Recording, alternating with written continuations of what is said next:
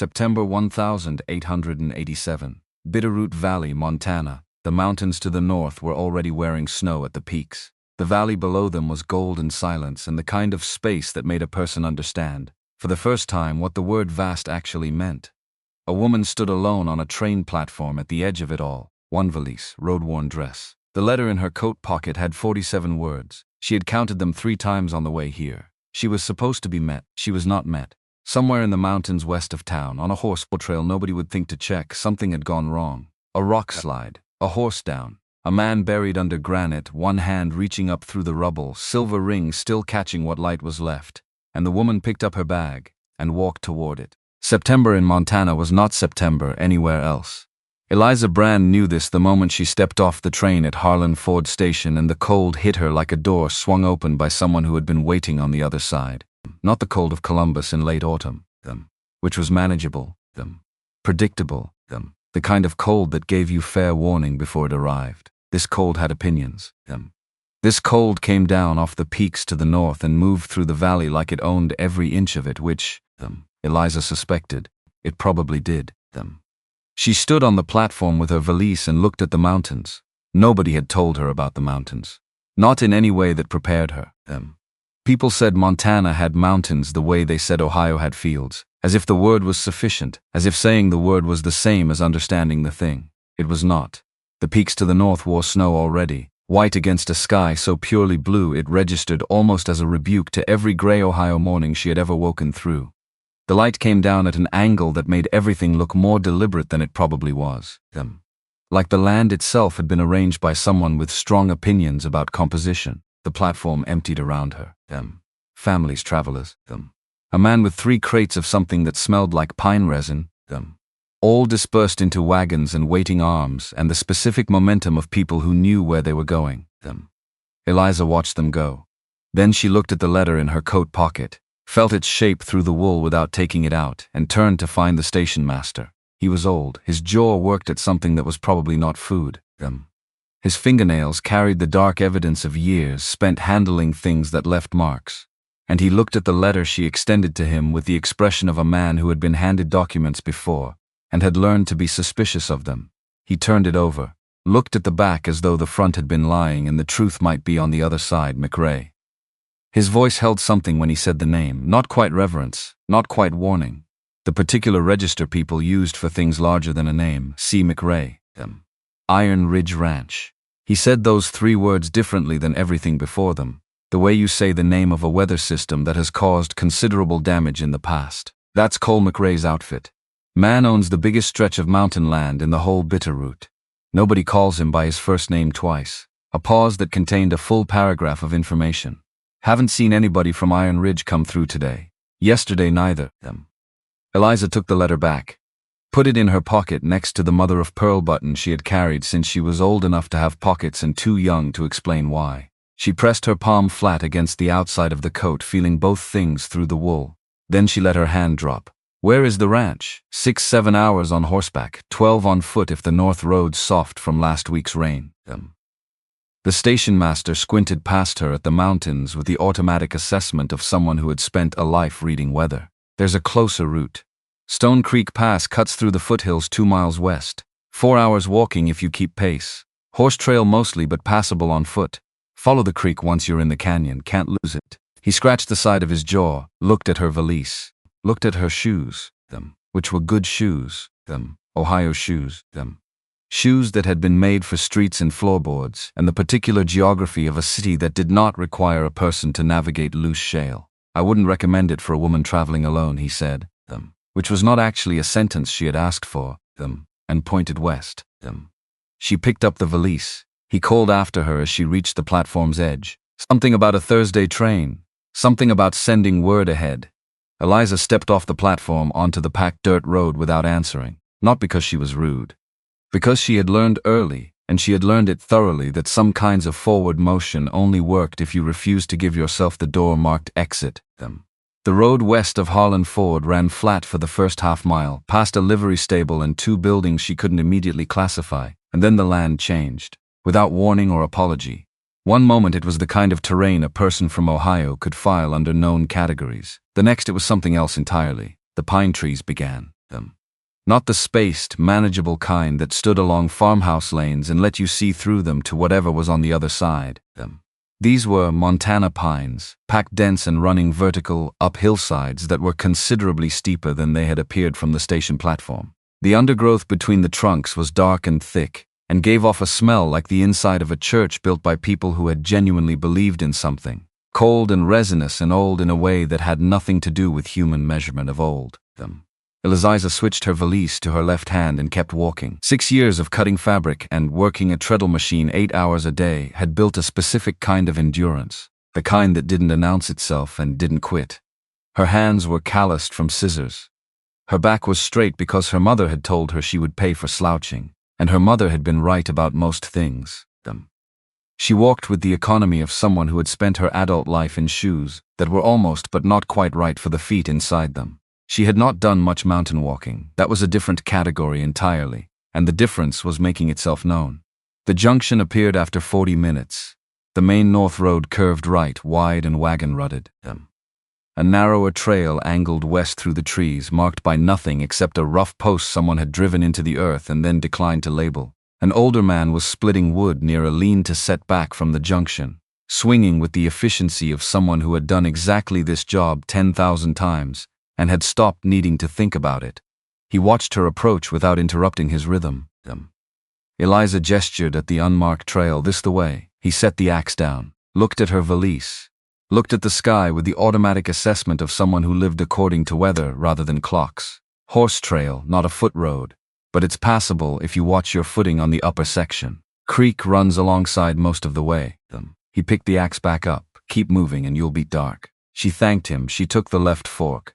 For the first 20 minutes it was fine. Stone Creek Pass had a quality she couldn't immediately name. The canyon walls weren't dramatic the way she had expected mountain scenery to be. They were modest, close. The kind of enclosure that felt less like being trapped and more like the landscape paying attention. The trees pressed from both sides, and the light came through them in long pale columns that shifted when the wind moved the upper branches, so the whole pass seemed to breathe, in and out, slow like something sleeping.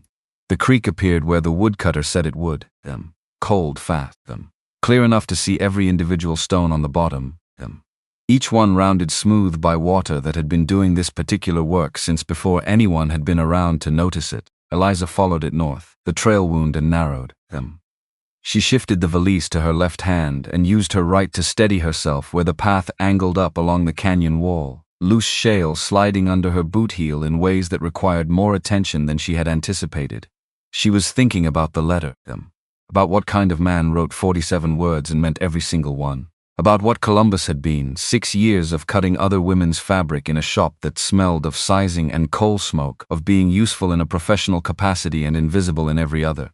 She had not left because she was unhappy, exactly. She had left because at 24 years old she had begun to understand the difference between a life and an arrangement, and she had decided she was not going to spend the next 40 years mistaking one for the other. 47 words. She had answered the advertisement because the handwriting looked like someone who had learned to write later than other people and had taken it seriously ever since. She had answered it because the words themselves had no performance in them. No catalogue of virtues, no promises about what he could offer, just the plain statement of what he had, what he needed, and an invitation to take a chance. She had taken the chance, and now she was on a horse trail in the Montana mountains, alone, wearing Ohio shoes. The horse appeared around a bend in the trail, and she stopped so fast she nearly lost her footing on the loose shale, black, enormous. The kind of horse that made other horses look like they had been assembled from approximate materials. A white blaze running straight down the center of its face like a line someone had drawn with intent. Standing in the middle of the trail with its reins trailing in the dirt, ears forward, dark eyes fixed on her with an attention that felt almost deliberate. Something was wrong with the right front leg, wrapped with strips of what looked like it had once been part of a saddlebag lining, and the horse was keeping weight off it with the careful stillness of an animal that had learned when not to move. Eliza set her valise down, 2 slow steps forward, easy. Her voice came out quiet without her deciding it would. The horse watched her, twitched one ear, held its ground. She was close enough now to see the saddle clearly. Good leather, dark with use along the seat and skirt where years of a rider's weight had done their patient work. And on the near saddlebag, tooled into the leather in a simple border, 3 letters, IR. Her hand had already reached for the trailing reins before the letters fully registered them. Then she was standing there with the leather warm in her palm, the horse breathing against her cheek, and 3 initials sitting in the back of her mind, like a door that had clicked open a quarter of an inch. She looked at the trail ahead. The marks in the soft earth told the story plainly. Hooves that had skidded, something very large going sideways and then going down. The pale undersides of small stones flipped up recently, not by weather, them. A broken branch at chest height where something had grabbed for purchase and not found it. A dark smear against the canyon wall that she looked at and then looked away from. She followed the marks. The boulders were around the next bend. A fresh scar on the canyon wall showed pale against the weathered stone above them, edges still sharp, no weathering yet. Them. Rock that had come down recently. The trail marks led around and behind the largest of the fallen stones. Eliza went around it and stopped. A hand jutted from beneath a slab of granite at an angle that communicated everything about what was underneath it without requiring additional information. Palm upward, fingers slightly curled. Them. The slow, barely perceptible opening and closing of someone trying to hold onto something that kept slipping away. The palm was calloused in the way that came from years of rope and tool handle and sustained outdoor work. A silver ring on the 3rd finger. No stone. Them. Still moving. Them. Just barely. But moving. Eliza dropped her valise. She was over the smaller rocks before she had consciously chosen to move. One knee scraped through her skirt on the rough stone. Something tore at the hem. She did not stop. Them. The man lay on his side, half buried under the slide, face turned away from her. And he was breathing. She fixed on that first and held it like a reference point. The labored, shallow rise and fall of his chest. Present there, she got around to where she could see his face. Even down, even half buried, even completely insensible. Them. The scale of the man required a moment of adjustment she had not expected to need. He was larger than the hand had suggested, and the hand had already suggested something substantial. The shoulder visible above the rockfall was broad enough to serve as a writing surface. The arm extended alongside him was roped with muscle all the way down to that calloused, ring-bearing hand. Dark hair going silver at the temples, matted now with blood and grit from the gash above his eyebrow. The source of what had stained the rock wall back up the trail, still seeping slowly into the earth beneath his head.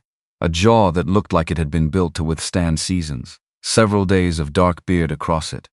His left leg was under a slab of granite the size of a cellar door. Eliza looked at the slab, looked at her hands, thought this is not something one woman does alone. Then there is nobody else here.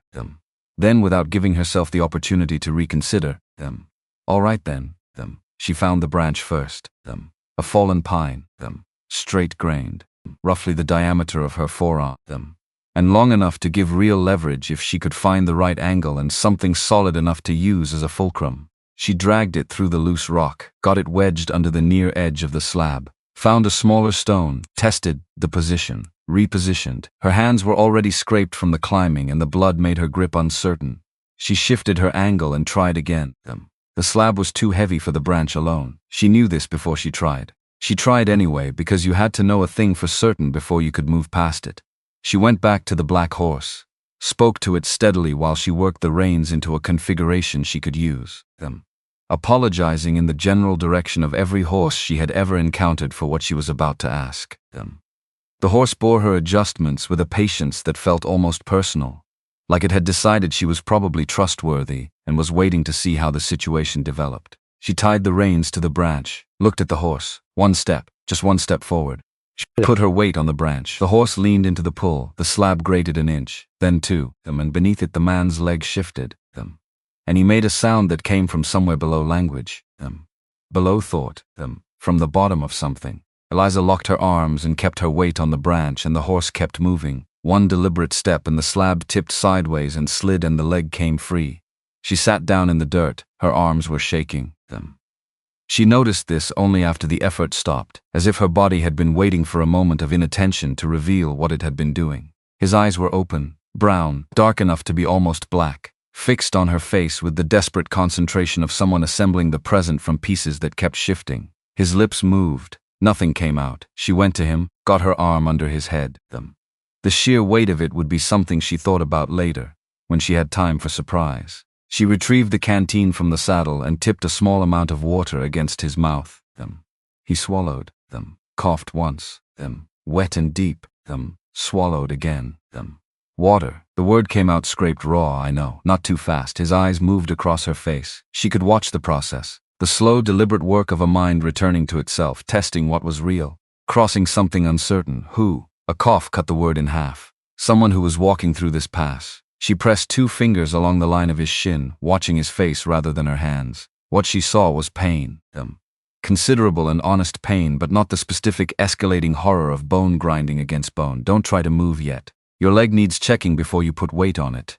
His eyes went to the tipped slab, to the branch, to the hoof prints in the soft earth. Back to her. You moved that rock. The horse helped them. The ankle was already swelling to half again its normal size, the skin drawing tight and shiny over the joint. Sprained badly, possibly with ligament involvement, but not broken. The forehead wound was worse. Deep, ragged at the edges, still seeping. There's a cabin, she said. You mentioned it before you went under. Something clarified behind his eyes. Half-mile. Follow the creek north, can you ride? A pause with actual honesty in it. Not alone. Eliza looked at the horse, looked at the man, made the calculation she had been making her whole life. Not about what was easy, but regardless of whether it was easy.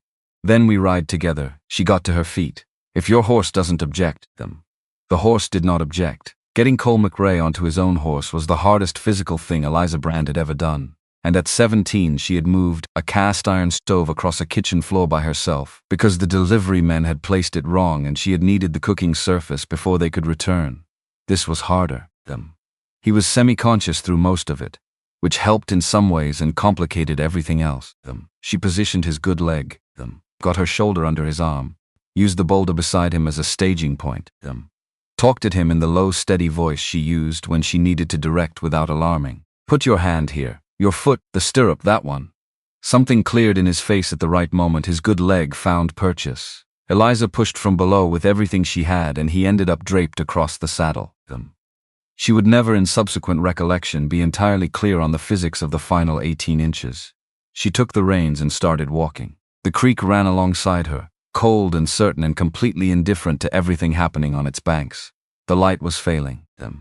She couldn't see the sky through the canopy, but she felt the temperature dropping, the air taking on the quality of Montana dusk, which felt less like darkness arriving and more like warmth deliberately departing. 1 foot, then the next. Her valise was back among the rocks where she had dropped it.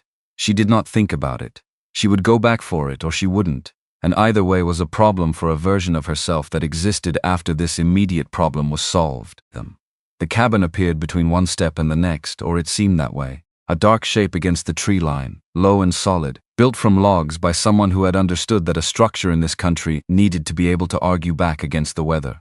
A stone chimney, 2 small windows with actual glass, the creek running within 20 feet of the west wall, and there, above the door, worked into a wooden crossbeam with what must have been considerable effort, 3 letters. Eliza looked at those letters long enough to be certain she had read them correctly, Then she looked at the man she was supporting, heavy against the horse and breathing in the shallow rhythm of someone running on what remained, and she pushed the door open and got him inside.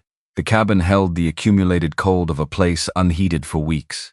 But it was dry, it was shelter. That was the only accounting that mattered. She found the fire materials on the first look, kindling stacked in graduated sizes by someone who did things correctly as a matter of habit. Lamp oil and matches in a tin box on the mantel, a folded wool blanket smelling of cedar, supplies on the shelf, beans and cornmeal and dried beef and salt, provisioned for the fall grazing season by hands who would not return until spring.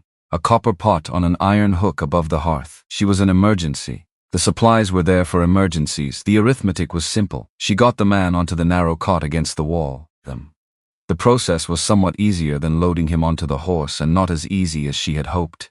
She pulled the blanket over him and turned to the fire. 3 matches. Then she stood in front of the flames for 30 seconds with her eyes closed and let the warmth reach her hands. Then she started working. The forehead wound needed closing. She had a sewing kit in her coat pocket, a small needle and waxed thread meant for fabric. The principle was identical. The material not so different in the ways that mattered. She heated water in the copper pot, tore strips from her petticoat, worn cotton, the cleanest material she had, and cleaned the gash by firelight, with the methodical care of someone who understood that haste here would cost more than it saved. 8 stitches, even spacing. She worked slowly, not because she was uncertain, but because the work required exactness, and she had spent enough years learning that exactness could not be rushed without consequences you paid for later. He came partway to consciousness at the 5th stitch. His hand moved with startling force, closing around her wrist. His eyes opened, fixed on something she could not see. She held his shoulders down with her free arm. "You're safe. Lie still." He fought for a moment, the reflexive resistance of a body responding to an identified threat. Then it drained out of him and he went loose against the cot. She tied off the 8th stitch and examined her work. Acceptable. The ankle came next. She went to the creek bank with the lamp and gathered yarrow, the flat white flower heads catching the light in the undergrowth near the water, exactly where her mother's journal said to look them. Her mother had written about yarrow in the plain, factual voice of a woman who had learned these things because she could not afford alternatives, and had written them down so that the knowledge would not die with her. Eliza crushed the leaves between 2 river stones, applied the preparation to the ankle with even pressure, wrapped the joint firmly but not tight with the remaining strips of petticoat, elevated on a rolled blanket. Folk knowledge carefully applied, the best resource available, the only one on hand. She sat down in the chair at roughly 2 in the morning. She had been half dozing against the wall for what felt like an hour when she felt rather than heard the change. Faster, shallower, the breathing of a body fighting something on an interior front. Her palm went to his forehead and found it burning in the specific way that meant the body had decided this was serious. Right then, here we go. She fed the fire, got the water heating, changed the compress on his forehead in the rotation her mother had drilled into her. Cool cloth, then warm, then cool again. The rhythm of keeping a fever from climbing while the body worked through what it needed to work through. He was restless through the worst hours, hands moving at things she could not see. He grabbed her wrist once hard and she let him hold on without pulling away. She kept changing the compress with her other hand and said, without deciding to, "I'm here. Lie still. I'm here." Eventually the grip loosened. Dawn came gray through the window. The fever broke somewhere in the dark before it, the heat fading under her palm in degrees too gradual to mark exactly, the way a stove cools after you stop feeding it. By the time the light had gone from black to the pale gold of early morning in the mountains, his skin had cooled to something approaching normal, and the shallow rasp of his breathing had settled into something that no longer frightened her. She had not slept. She sat on the floor with her back against the cot legs, and watched the light come through the window and thought about 3 carved letters above a door, and 47 words in her coat pocket, and the particular fact that these 2 things might be more connected than she had initially understood. He woke at first proper light. She was at the hearth adding wood when she heard the change, the shift from the rhythms of unconsciousness to something with intention behind it. She gave him a moment before she turned around. Where? Not a complete sentence, the beginning of orientation, a cabin. The one you mentioned before you went under. She poured water into a tin cup from the shelf and brought it to him. He took it with hands less steady than she would have liked, but steadier than a few hours ago. Drank with the careful economy of someone who understood rationing even half awake. His eyes moved around the room, taking in the compress on his forehead, the wrapped ankle elevated on the rolled blanket, the fire, the strips of cloth she had hung on the hearthstone to dry, the organized arrangement of the shelf, Something in his face was running an assessment she could not fully read. How does the leg feel? Like it met something heavier than itself. That's accurate. The bone is intact, the joint is a different matter. You'll be off it for several days at minimum. She sat in the chair across from him. The head wound I closed with 8 stitches. If you feel them pulling, tell me.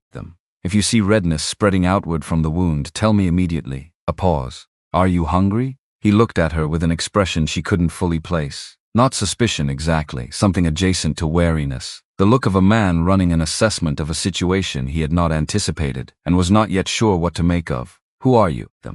Someone who was walking through that pass. She held his gaze with the same steadiness she had held onto since Harlan Ford, because it was the thing most entirely her own. My name is Eliza Brand. I came from Columbus, Ohio. I'm on my way to Iron Ridge Ranch. Something moved in his eyes. Fast, controlled, gone before she could name it. Iron Ridge. His voice stayed level in the practiced way of someone applying deliberate effort to keep it there. That's what I said. He looked at her. Outside the window the creek ran on. I have a letter from someone at that ranch. He was supposed to meet me at the Harlan Ford station yesterday. He didn't come. The silence had a density to it. I'm sorry to hear that, he said. I know, so am I. She stood, went to the supply shelf. She had 2 biscuits in her coat pocket from the Columbus station 4 days ago. traveling food she had forgotten in everything that had followed.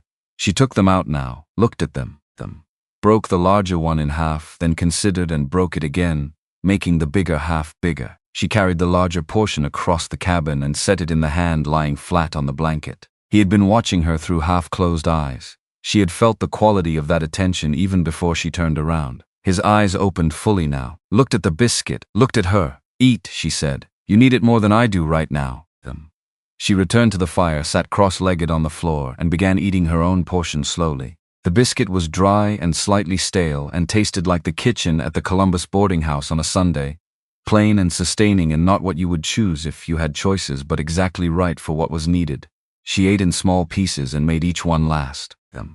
This was not a performance of generosity. She had food and he did not, and he was injured and she wasn't, and the arithmetic was that simple. Her mother had understood arithmetic of this kind as a moral position rather than a calculation, and Eliza had inherited the view without ever having to decide whether she agreed with it. She was looking at the fire when he spoke. "Your name is Eliza Brand." He said it slowly, the way you say something you are committing to memory. "Yes, and you walked through that pass alone." A pause. Then, with the care of someone picking their way through uncertain ground, "What does the man at Iron Ridge want with a woman from Columbus, Ohio?" She looked at him steadily. "He wants a companion who isn't afraid of hard winters or hard work." Those are his words. She looked back at the fire. "I answered his advertisement in the Ohio newspaper. He wrote back 3 letters, then a train ticket. Then he didn't come to the station where he said he would be." He was quiet long enough that she turned to look at him. He was looking at the biscuit in his hand, not eating it, holding it. His face carried the expression of a man who has been handed something he was not prepared for and is trying to determine what exactly it is. Then he looked up. "What's his name?" "The man at Iron Ridge, C. McRae." She watched his face.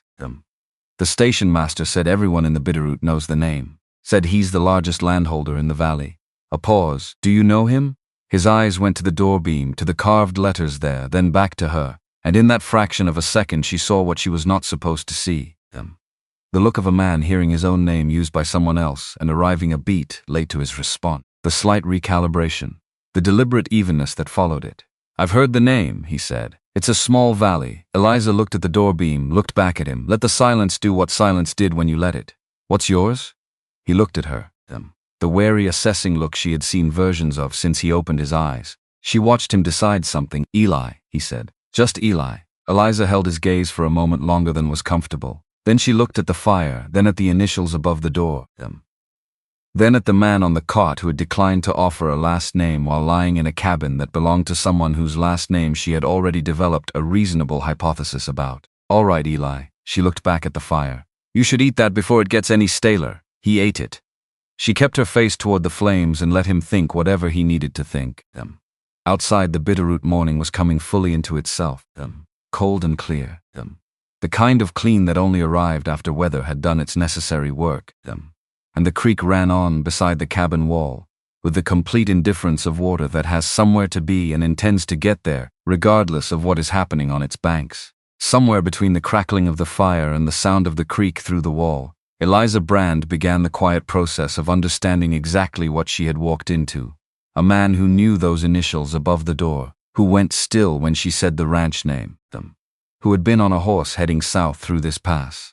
She turned the page of what she knew and read it carefully. The letter in her pocket, 3 carved letters above a door, a horse bearing the same initials, a man in the pass on the 14th of September moving toward Harlan Ford. She did not have certainty. She had the shape of something, the outline of a conclusion that kept assembling itself from available evidence, no matter how many times she told it to wait for more information. And she had learned, in 6 years of making her own way in a city that did not notice her, that the shape of a thing was usually more reliable than people wanted it to be. So she would wait, and she would watch how he held what she gave him. And she would decide what to do with what she learned. Not yet, though. Not tonight. Tonight she had kept a man alive through a rock slide and a fever, in a cabin that belonged to someone whose name she was beginning to believe she already knew, wearing shoes that had not been designed for any of this. Tonight that was enough. She pulled her mother's journal from her coat pocket and opened it to the first marked page and began reading by firelight while the man on the cot, Eli, or whoever he actually was, stared at the ceiling and thought about whatever it was that kept his jaw set and his left hand occasionally returning to the plain silver ring on his right. Outside, the bitterroot settled into its first full dark of September, cold and enormous and entirely indifferent to the small warm light burning in the outpost cabin beside the creek. She read, he rested, the fire held. For now, that was enough. The second morning arrived without ceremony. Gray light through the window first, then the thin gold that meant the sun had cleared the eastern ridge, then nothing from the meadowlark that had set up residence in the brush the day before, which was its own kind of information. Birds went quiet before weather changed, and the temperature had dropped enough overnight to make a person wonder. Eliza had slept 4 hours.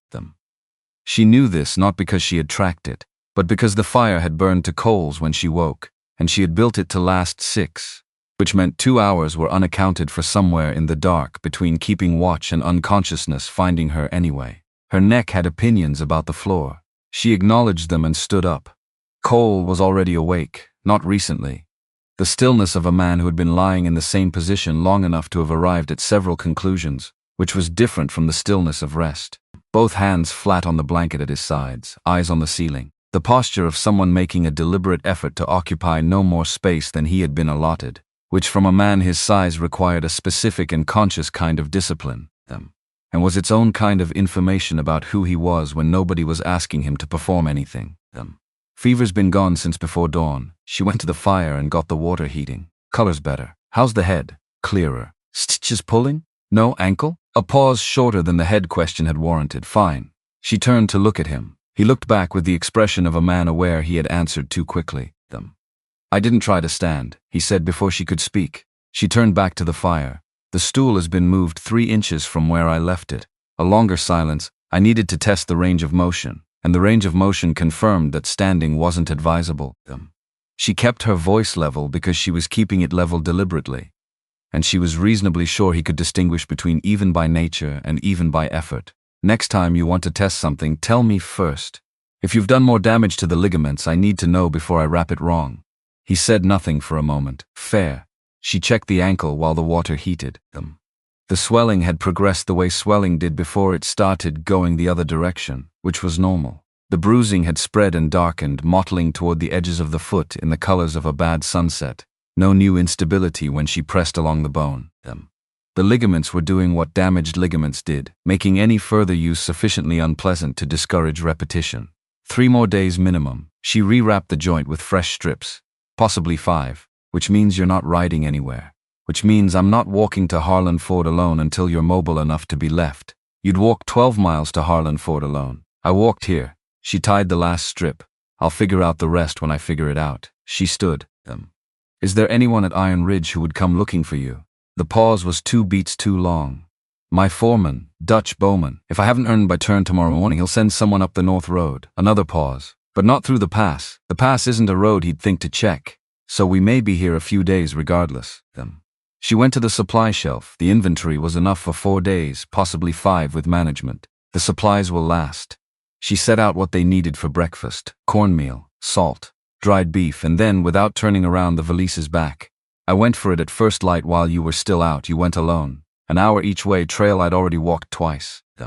The journal was dry. She said this with the same directness she applied to necessary information. I found something on the way back. Hoof prints in the soft earth of the upper section. A horse coming from the north, moving south, toward Harlan Ford. She turned to look at him. The stride pattern of a horse carrying a rider with a destination. The slide happened on the way there, not the way back. He looked at her. Something moved behind his eyes that he did not permit to reach his face. She looked at him a moment longer. Then she turned back to the cornmeal, because she already knew what those hoof prints meant, and she was not ready to say it yet, and neither, apparently, was he.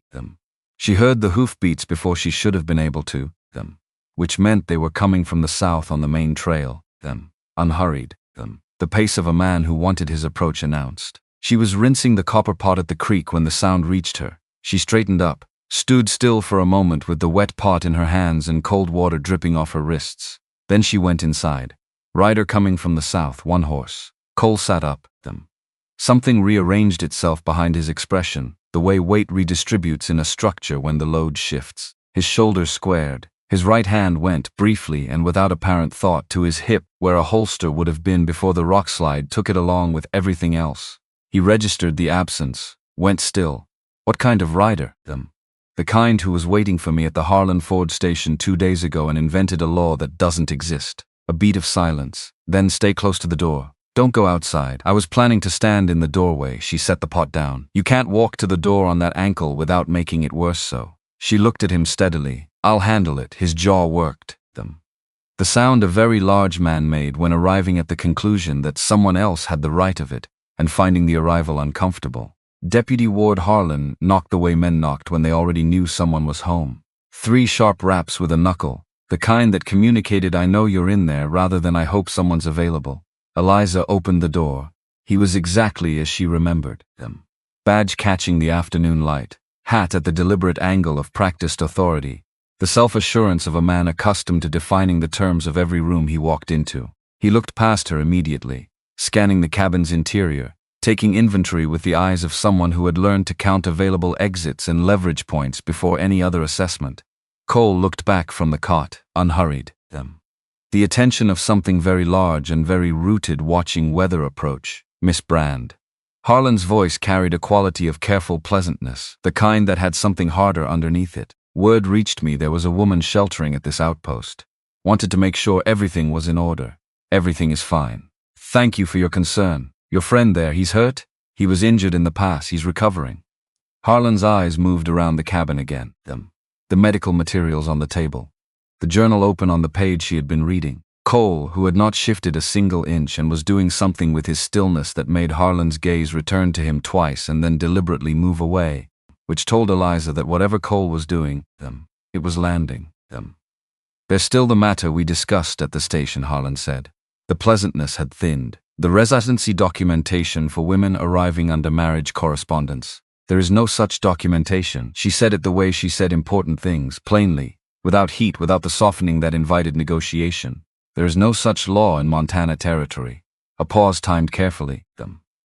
I know this because I walked to the main road at first light this morning and stopped a southbound mail rider and sent a letter to the county sheriff's office asking about the specific statute you cited yesterday. Something moved through Harlan's face. Fast, controlled, mostly gone before it finished arriving. That letter may experience delays. It asked a yes or no question about whether a specific law exists. Either it does, in which case the response will say so, or it doesn't. She left the sentence open. People filled those gaps with worse things than she would ever put there herself. Harlan looked past her at Cole. Cole looked back, nothing moving in his face. Taking up his portion of the world without apology or announcement, the way a mountain range regarded incoming weather, with the specific patience of something that had been there longer than the weather and intended to remain. Funny situation for a woman to find herself in. The pleasantness was gone now entirely. What replaced it was not quite a threat. More the structural suggestion of one, the framing before the picture was hung. All the way out here with a man she doesn't know at an Iron Ridge outpost. He looked up at the beam above the door with the careful interest of a man filing something for later use. You know who owns this property? I know it belongs to Iron Ridge Ranch, which is where I'm headed. As I told you at the station. He looked at her for a long moment. A man who sensed the outline of something he could not find purchase on. Then he looked at Cole once more with the look of someone trying to place a face they half recognized, and coming up just short. Have yourself a safe evening then. What replaced the pleasantness was the shape of a future inconvenience, the suggestion of something not finished. Things in this valley have a way of resolving themselves one way or another. He remounted them. He rode back the way he had come, taking his time, the pace of a man demonstrating he had not been moved. Eliza's closed the door, stood with her hand on the latch. Behind her she heard Cole breathing, controlled and deliberate. You sent a letter to the sheriff's office this morning. You were asleep. You walked to the main road alone, an hour each way. The trail is straightforward in daylight. She turned from the door. And before you say what I think you're about to say, that man was going to find me eventually. The longer I waited, the more time he had to build a version of events where he had standing. The letter means there is a record asking about the law before he had a chance to claim I had already agreed it applied. She met his eyes. I also found a letter in the correspondence file while I was organizing the supply inventory this morning. From the Federal Marshal's District Office. Addressed to C. McRae, it had been misfiled. I corrected it, read it, and resealed it. He looked at her with a stillness that was different from his other silences. What did it say?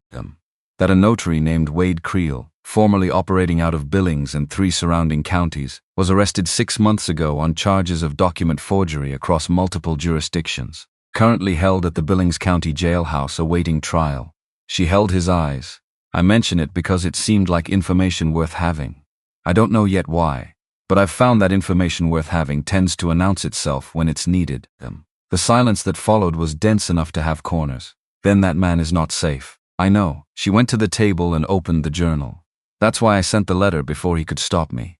The quality of the quiet that followed was new. She could feel him working through something beneath the practical logic of it, some adjustment to whatever he understood her to be. She did not fill the silence. Silence was something most people felt compelled to fix, and the compulsion usually made them say more than they had intended. "You're not what I expected," he said finally. "You didn't know to expect me." She looked up. "What did you expect?" A pause. "Careful." "I'm not sure I should answer that." "Then don't." She looked back at the page. "But for what it's worth, I didn't come here with expectations either. I came with 47 words and a train ticket. So far the most accurate thing those words predicted was the hard winters." She turned the page. "The rest remains to be seen." He said nothing. But she felt the shift in his attention. From the careful watchfulness he had maintained since he first opened his eyes to something that was still watching but differently, not assessing, thinking, and thinking about something other than what to say next. The third morning broke clear and held it. Cole's color was better. The fever had stayed gone. The stitches on his forehead were holding cleanly, no redness at the margins, which was what she had been watching for. The ankle remained swollen and deeply bruised, but the inflammation had not spread in the wrong direction. "You could sit outside today," she said after checking the forehead wound. "Not standing, sitting 1 hour." He looked at the door, at the morning light coming through the window. Something in his face that might have been relief kept from being too visible. "All right." Getting him outside required more coordination than the 8-foot distance warranted. He was not accustomed to needing assistance, she had concluded, not stubbornness.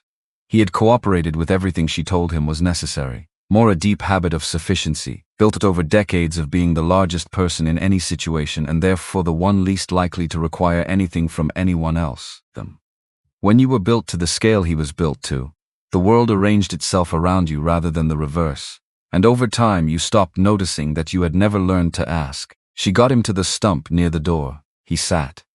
The morning sun came down through the pines and reached them both, and he turned his face toward it with the expression of a man who had been cold for 3 days, without fully registering it, until the warmth arrived. She stood a few feet away and looked at the creek. "You said your mother died when you were young."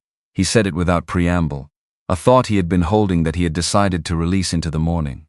"What did she die of?" "Lung disease. From the Mill District air." 3 months of getting worse, and then one morning she stopped getting worse and stopped entirely. She watched the water. "I was 18, he was quiet." A bird she didn't recognize called from somewhere up the canyon wall, 2 notes, then silence. "My wife died 3 winters ago," he said. She waited. She had learned that some tellings needed the listener to be present without being visible, and she had gotten good at being both. "Ruth." He said the name without softening it into something easier to carry. "Fever. Fast. 3 days from sick to gone." The creek filling the pause between some sentences. "I was out checking the north fence line when she died. The section up near the Caldwell boundary had come down and cattle were crossing onto the neighbor's land. I stayed out to repair it. Didn't get back until after dark." His voice didn't change in pitch or speed, but something in the quality of it altered, the way the grain of wood changes after water gets into it and the wood dries wrong. "She was already gone when I came in."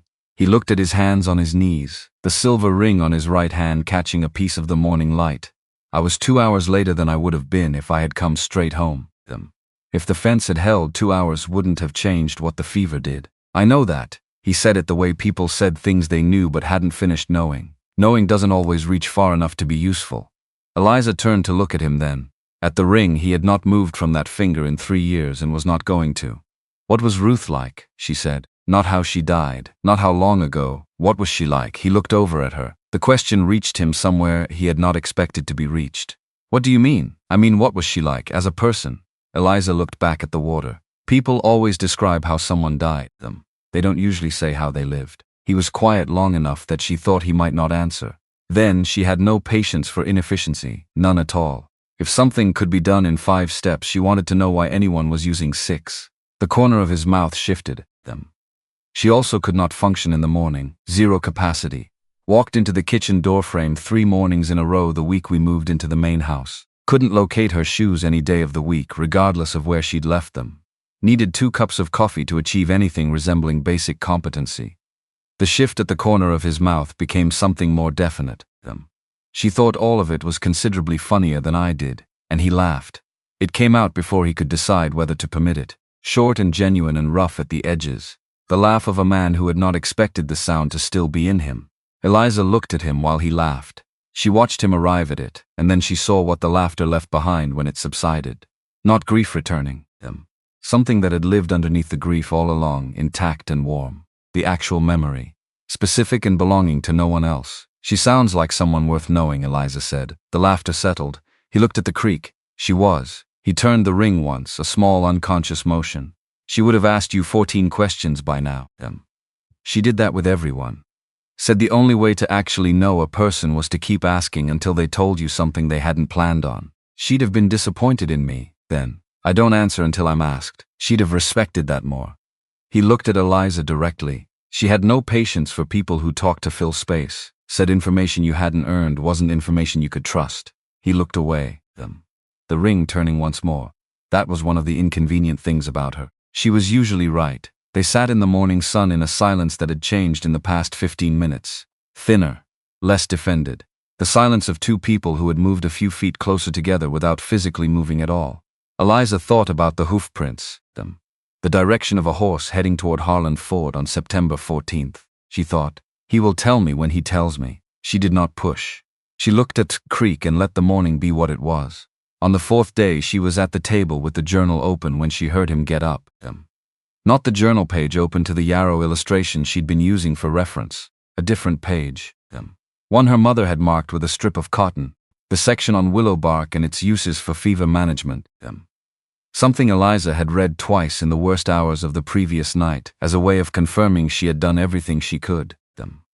She was reading it a 3rd time now for no reason except that reading her mother's handwriting felt like a particular kind of company. She heard the uneven weight of his footsteps, 1 foot solid, the other careful. She looked up. He was standing in the middle of the cabin, upright, unassisted. His face held the concentrated expression of someone doing precise arithmetic and not certain of the result. Even standing still in this room, the scale of him reset the proportions of everything around him. The ceiling was not a low ceiling, but the distance between the top of his head and the rafters was not the distance you would expect. Your assessment, she said, functional. He took a careful step, controlled. The bad ankle accepting partial weight, the rest of him compensating in the specific way of someone who had learned over a lifetime to be precise about where he put his body. Not comfortable. Functional is the goal today. She closed the journal. Sit down before you've made your point and your body starts making its own decisions about how long you stay upright. He sat. But he sat in the chair at the table rather than returning to the cot, which was its own kind of progress. He looked at the journal, at the cover, at the worn soft leather of it, then at her. Teach me, he said. She looked at him. The plants, what you used on the ankle, what you used on the head wound. He met her eyes directly, no apology in the request, no performance of humility. Just the straightforward accounting of a man who had found a gap in what he knew and intended to close it. I live alone on 40,000 acres of mountain land. The nearest doctor is 3 hours away in good weather, longer in snow. A pause. You kept me alive with that knowledge. It seems worth learning. So she taught him, the way her mother had taught her. Not by list or catalog, but by story, because her mother had understood that the mind holds narrative where it loses inventory. Every plant had a story attached to it, where it grew, how to recognize it, what it was for. Running beneath the practical information was the current of every time her mother had used it, the specific details that made knowledge stick rather than slip, yarrow them. She turned the journal and tapped the illustration. It grows near water, usually within 30 feet of a reliable source. The flower heads are flat, not domed. The smell when you crush the leaves is sharp, medicinal. You'll know it once you know it. She looked up. What does your ankle feel like right now compared to yesterday morning? He considered this honestly. Less like something's on fire. More like something has recently been on fire. That's the yarrow working. It doesn't fix the damage. Nothing does that except time. But it improves the conditions for the healing that has to happen on its own. She turned the page. My mother used it the winter I was young, when influenza was moving through the mill district. 6 weeks of it passing through the boarding houses. She couldn't afford to get sick. Missing work wasn't survivable, so every evening she made yarrow tea and made me drink it too. She ran her finger along the edge of the illustration. I asked her once why she bothered when the neighbors weren't doing it. She said you couldn't know which things worked until you'd tried them consistently enough to be certain. Said the only way to know a prevention hadn't worked was to not have tried it and gotten sick anyway. He was watching her hands on the page. Did it work? We didn't get sick that winter, which could mean the yarrow worked or could mean we were lucky. She said it didn't matter. Eliza looked up. The habit was worth keeping either way. He asked questions that proved he had absorbed the previous answer before moving to the next. How to distinguish by smell when the visual was uncertain. What to look for in the landscape before confirming the plant itself. And then, after she had moved through mugwort and dock, and the look-alike that grew in drier ground and would cause considerable digestive consequences if confused with the real thing, same as tracking, he said. You stop looking for the animal and start reading what the land is doing around where the animal was. Exactly. She looked at him. Your father teach you that? 16 years of taking me into the Bitterroot and showing me how to read it. Something settled in his face, not loss exactly. The expression of grief that has been lived with long enough to become simply part of the landscape you see from. He said the mountain would tell you everything you needed to know if you learned to ask it the right questions. My mother said almost the same thing about plants. Eliza set the journal on the table between them. She said each one was a sentence in a language. Once you knew enough of the vocabulary, you started reading whole paragraphs. He looked at her. The expression she had first noticed on the second morning and had been watching develop since. Not cataloging her, not running assessments, trying to understand how something worked. But the expression was different now than it had been then, less careful. The guard had not dropped, but it had shifted, the way a door shifts when the latch isn't fully engaged. Come outside, he said. Show me where the yarrow grows, in the actual ground. Your ankle will hold for 30 minutes on flat ground. I've been horizontal for 4 days. He looked at her with the direct patience of someone who has evaluated a question and reached a conclusion he is not going to be moved from. I need to move and I need to learn something real. The book is good. The ground is better. She looked at him for a moment. Then she handed him the walking stick he had cut and shaped on the third morning while she was at the creek. A piece of pine. Straight-grained. Stripped of its bark. Long enough that it actually reached his hand at a useful angle rather than requiring him to hunch toward it. They went to the creek bank. He moved with deliberate economy, the stick taking a portion of the ankle's work, his free hand occasionally steadying on the cabin wall as they came around the corner. She walked at his pace without making visible that she was adjusting to him. There was an art to that, she had found. Walking at someone else's pace without letting them see you slow down required you to find things to do with the speed you were not using. She watched the ground. She checked the sky. She looked at the way the light moved through the trees on the far bank. The yarrow grew in thick clusters close to the water, exactly where she had said it would. She crouched beside the nearest clump. He stood, which put the top of his head above the lowest branches of the pine at the bank's edge, his shadow falling long across the grass. Let yourself look first, she said, before I tell you anything. He looked. White flowers, flat, not rounded. He looked at the leaves, divided, almost feathery. The underside is paler than the top. She separated a stem from the cluster and held it up. He took it from her, turned it over. His hands were large enough that the stem looked like a different object in them than it had in hers. Something she noticed, something she set aside. Crush a small piece between your fingers. He did. Held his fingers to his nose. His expression acknowledged the smell without performing a reaction to it. The expression of a man who was learning something rather than demonstrating that he was learning something. That's the confirmation, she said. Visual match and smell match, you have it. What does the wrong plant smell like? Grass. Green, nothing specific, she stood. The smell is the test you can't fake. If you're ever uncertain, that's the test. They moved along the bank. She showed him mugwort, dark and silver green against the creek stones, the soft undersides of its leaves. She showed him dock with its broad leaves at the water's edge. And told him about the look-alike that grew further from the water in drier ground. Similar leaf shape but different texture. Consequences not worth experiencing in order to learn the distinction. He was standing slightly behind and to her left when she crouched to show him the dock more closely. And she was aware. In the specific way you became aware of things you were not looking at directly. Of the amount of space he occupied without appearing to occupy it. The discipline of that. A man his size on a trail this narrow, keeping his elbows exactly where they needed to be. Your mother talked to you about plants the way someone talks about people, he said. Not an accusation. An observation he had been turning over. She taught me everything that's kept me alive and functional. Eliza stood. I don't talk about her. I repeat what she said, because most of it was right. She looked over at him. He was watching her with the expression that had no evaluation in it, trying to understand how something worked. Your turn, she said. He blinked. Beg your pardon.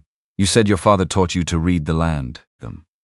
Show me something about this particular patch of it that a book couldn't. She gestured at the creek, the far bank, the sky visible in the gap above the canyon. We've been in this space for 4 days. What can you tell me about it that I don't already know? He was quiet for a moment. Then he turned to look at the water. The level is down about 3 inches from where it was when we got here, he said.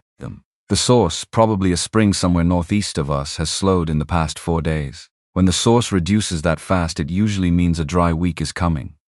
No snowpack releasing above means the temperature at elevation has dropped. He looked at the sky. The light today is different from yesterday, flatter. You don't see shadows under the pines the way you did 2 days ago.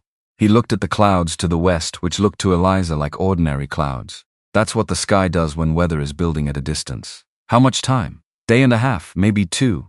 She filed this alongside everything else he had given her. What should we do before it arrives? Extra wood inside. Check the north wall of the cabin. The chinking dries and cracks over summer. There's usually at least one place that won't hold through a hard rain. And once the front moves through, we stay close to shelter. Mountain storms in September can drop 10 degrees in an hour.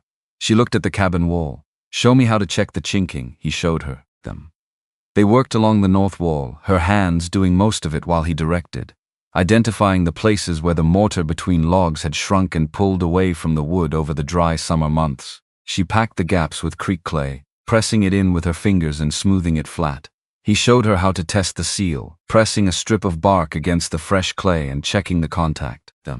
They were at the far corner, the last gap, when she reached up to a point higher than comfortable. His hand came to her shoulder, brief, without announcement, steadying her without making it into anything more than steadiness. She pressed the clay in, smoothed it, stepped back. His hand had already moved. They were both looking at the wall.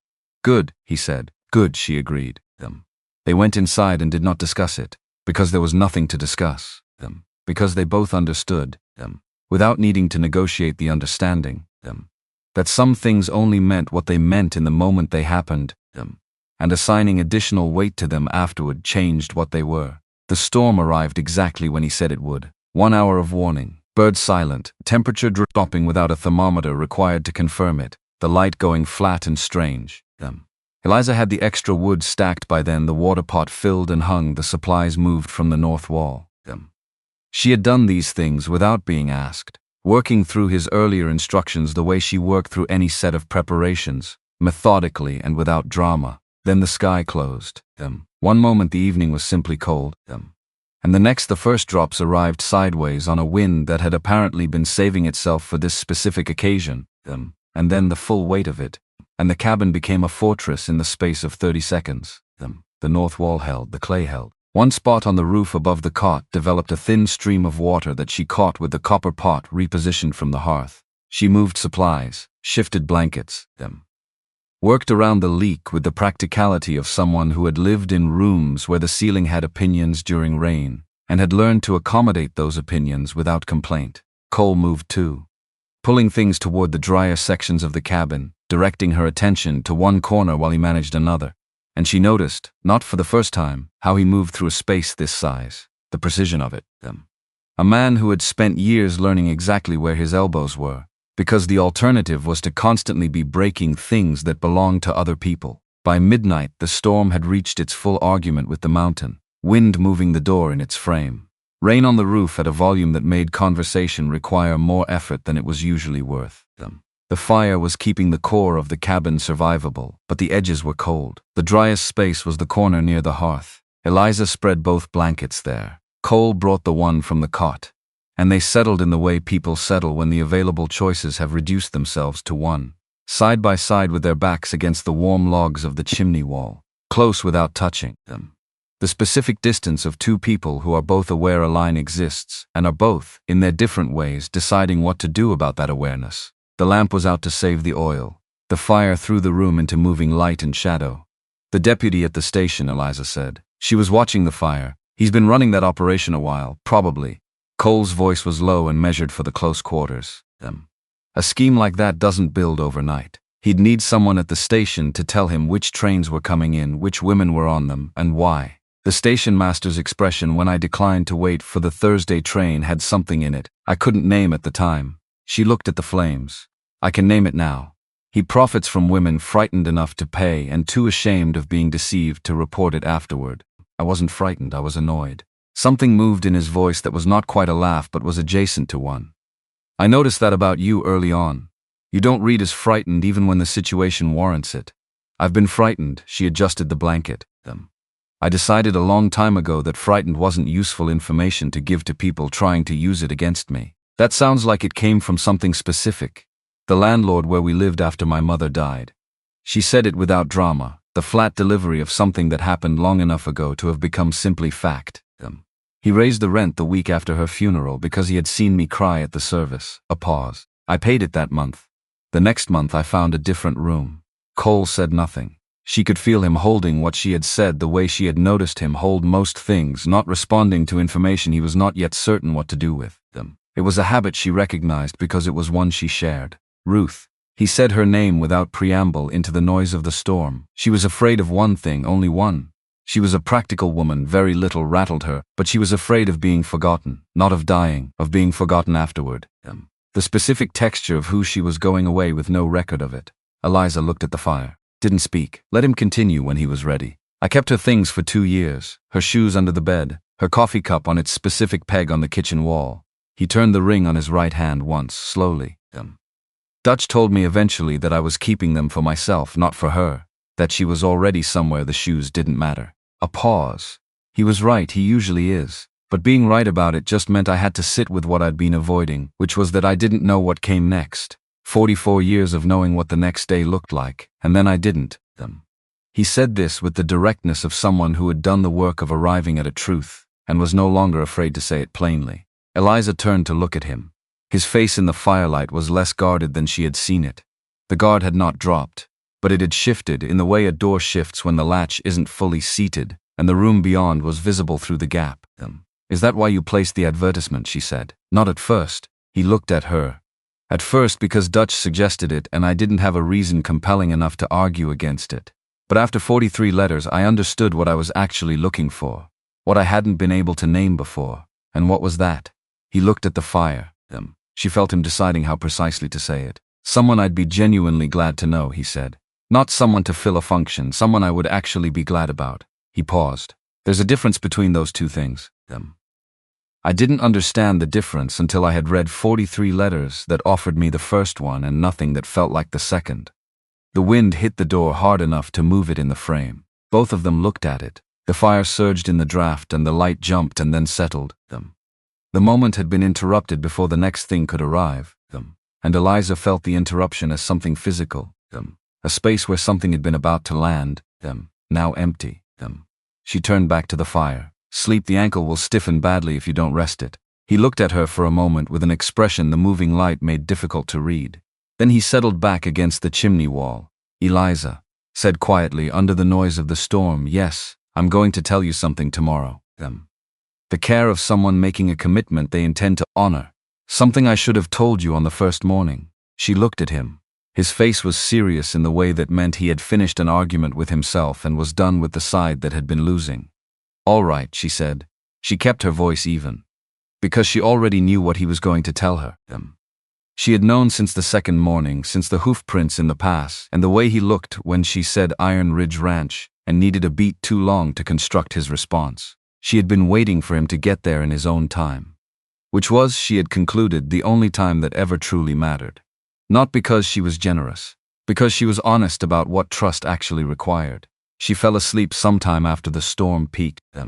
Exhaustion had its own arithmetic, and after 5 nights of partial sleep, her body collected what it was owed. She woke in the deep middle of the night. The storm had pulled back, not ended, retreating to something that rumbled at a distance. The fire was lower. The cabin in the particular darkness of a place with no artificial light. She was warm.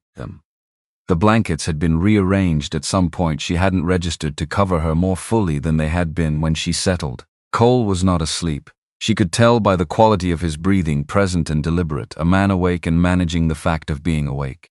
And beneath his breathing, barely at the threshold of hearing, words not spoken to her, not to anyone present, to something he was working through alone in the dark. The way men like him apparently worked through the things that mattered, quietly, when they believed no one was listening. She strained without moving, caught shapes rather than complete sentences. Should have told her. A pause, first morning, should have just. The fire shifted, a log settling against another, and the sound covered the next words. She doesn't know, his voice dropping lower, a sound like something being set down with extreme care. And when she does, she'll. He didn't finish. Or he finished somewhere below what she could reach. Eliza lay still, eyes nearly closed. She knew. She had known since the second morning the initials, the horse, the hoofprints going south on September 14th. The way he had looked when she said Iron Ridge Ranch and needed a beat too long to respond. She had said nothing. She had been watching how he held what she gave him, and what he had done was hold it carefully. He had not used it. He had not banked it against her. He had carried it like something he was trying to figure out how to return. She thought about 47 words. About what kind of man wrote them and meant them, and then lost his nerve when given the chance to be known directly.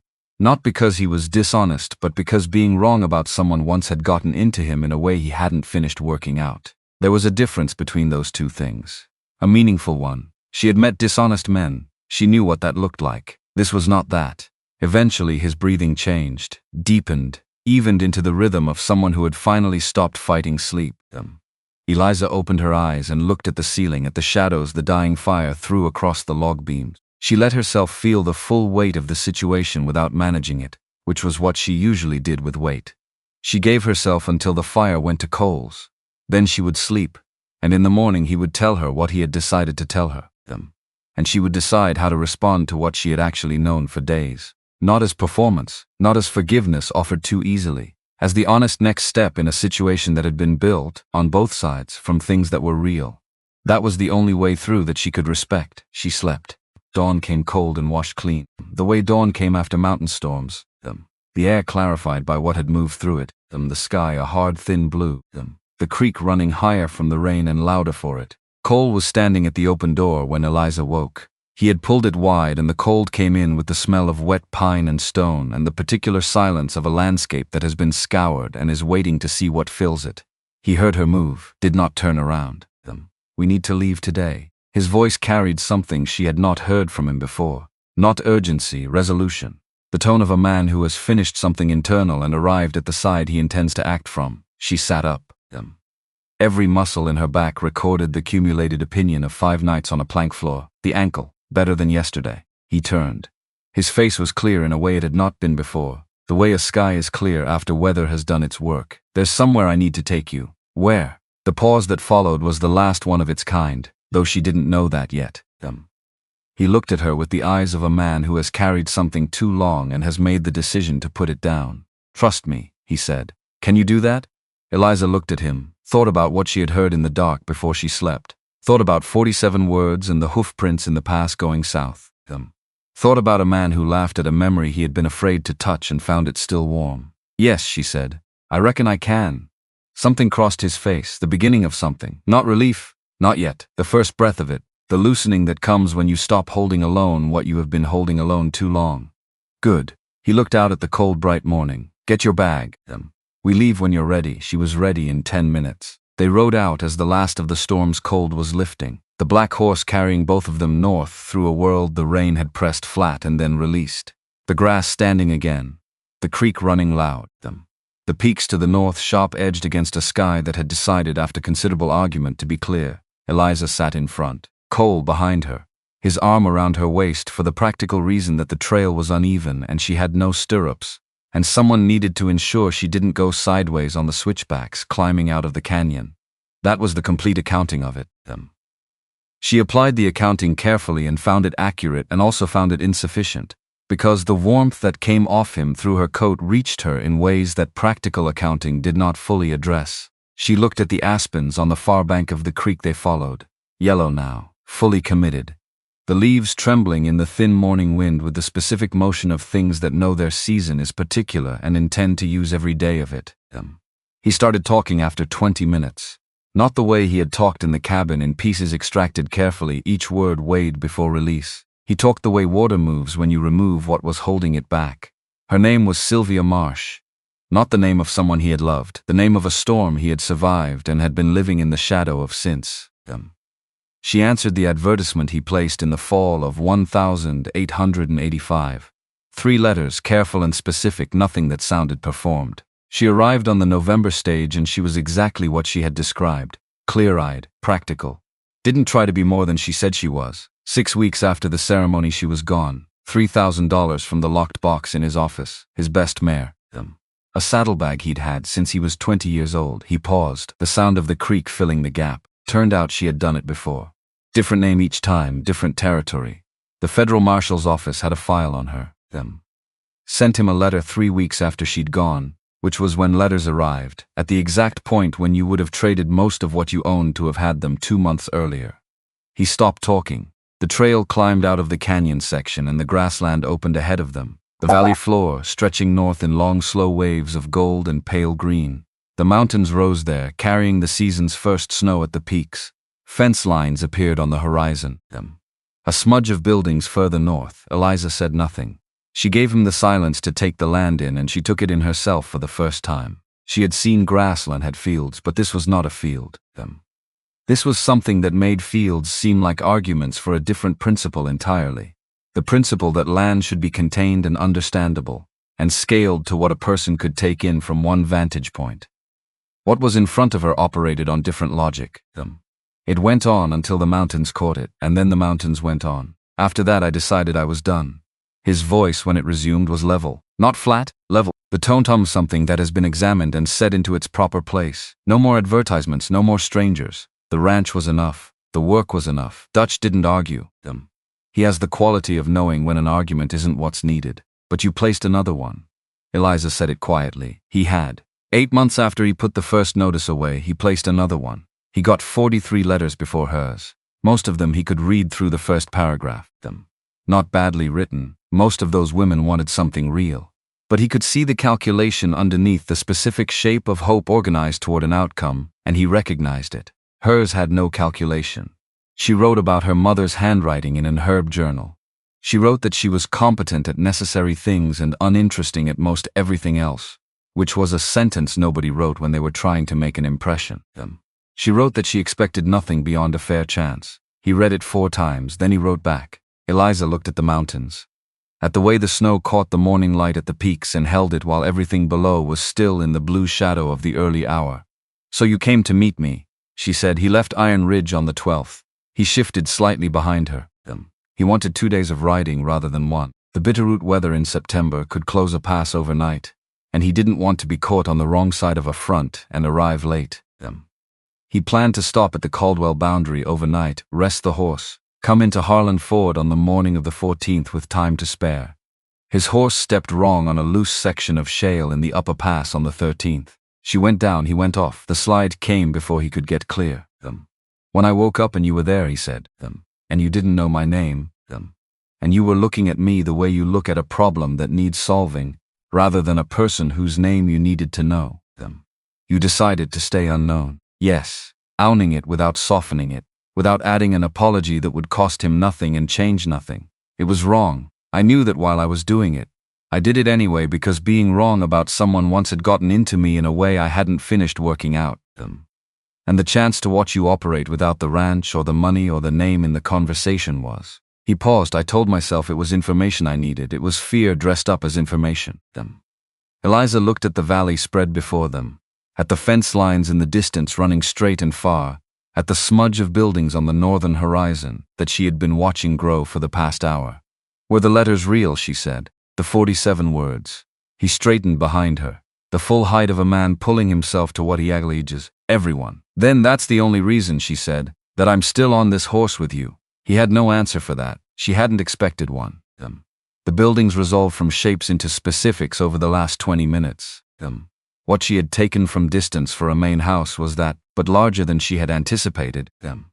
set back from the work structures with the deliberateness of someone who understood that a house was a different thing from a barn, and should be positioned to communicate that difference. 2 stories, a wraparound porch, windows on the upper floor facing east, a kitchen garden to the south well maintained, the last of the season's vegetables still standing. The gate was iron, substantial posts sunk deep, a crossbar overhead them. And worked into the crossbar's center, a 5-pointed star forged from black iron, the same shape as the 3 letters above the cabin door, made solid and dimensional. Not decorative, declarative. This is what this place is. This place has a name. Dutch Bowman came out of the barn at the sound of the horse, them. Moving at the version of running that decades on horseback permitted, a fast bow-legged roll that covered ground efficiently despite not looking like it should. He was calling out before he was close enough for the word to resolve into anything specific. Then they resolved. Dutch stopped 4 feet away, looking up at the man on the horse with the expression of someone who has been rehearsing the wrong news for 6 days and is genuinely unprepared for the alternative. His eyes were wet and he did nothing to manage it. Burn them. Lord Almighty, his voice caught. We found your hat in the pass and the blood on the rocks and the horse gone, and we thought. He stopped. Started again. We thought you were dead. I'm not dead. Cole said it plainly, without performance. The gravity in his voice, not from effort but from years of being the person others organized themselves around. Eliza Brand found me in the pass. She kept me alive. He paused. If you'd been in the same situation with the same injuries, you wouldn't have made it. Dutch looked at Eliza. A fast, comprehensive assessment, the kind built over decades of evaluating people under working conditions, reading the difference between someone who had survived one difficult circumstance and someone who understood difficult circumstances. Whatever he found satisfied, whatever standard he was applying, ma'am. He took his hat off and held it to his chest. I believe I know who you are. Then you know more than I did when I arrived, Eliza said.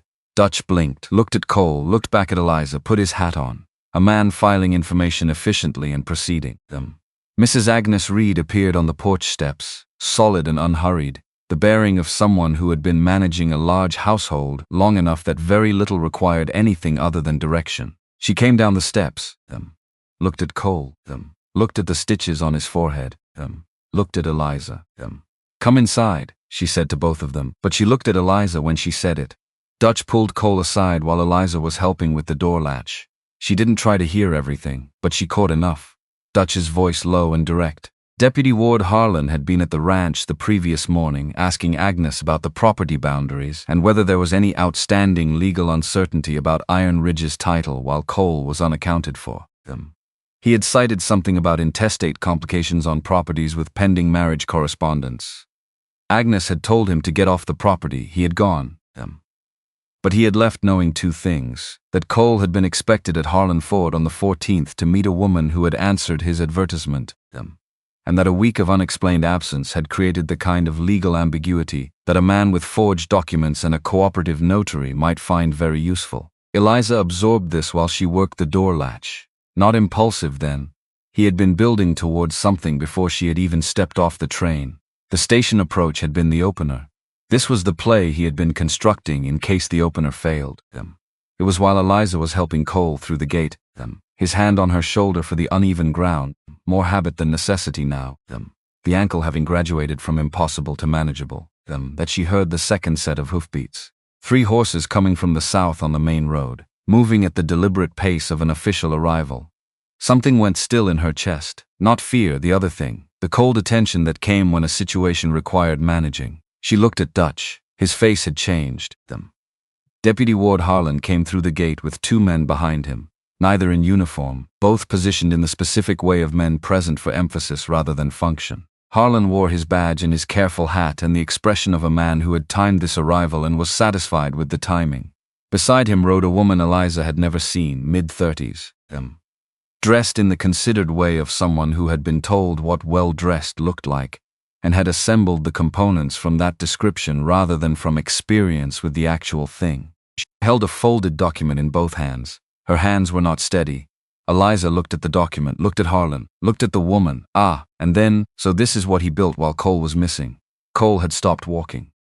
He stood in the yard present, taking up his portion of the world without announcement, and watched Harlan with the expression she had seen him use for things that required management. Cole McRae occupying space the way the gate post occupied space, rooted, immovable. saying nothing because the situation had not yet required him to say anything. But his eyes had been on Harlan since Harlan rode in, and the quality of that attention was making Harlan's horse shift beneath him without any visible instruction from its rider, Mr. McRae. Harlan's voice had the formal quality of someone performing official business in front of witnesses he had arranged to have present. The hands who had come out of the bunkhouse at the sound of horses. Agnes on the porch steps, Dutch at the gate. A young rider who had come in from the eastern pasture and hadn't quite made it back out. He had timed this for exactly this, a full audience. There's a legal matter requiring your attention. This woman, he indicated the woman beside him, is here to present documentation relevant to a claim against the Iron Ridge property, specifically, a claim of legal marriage to Cole McRae, performed in Billings in March of 1885, never formally dissolved, establishing an interest in the property and its assets. The yard went quiet in the way yards go quiet when something significant is happening that nobody wants to interrupt.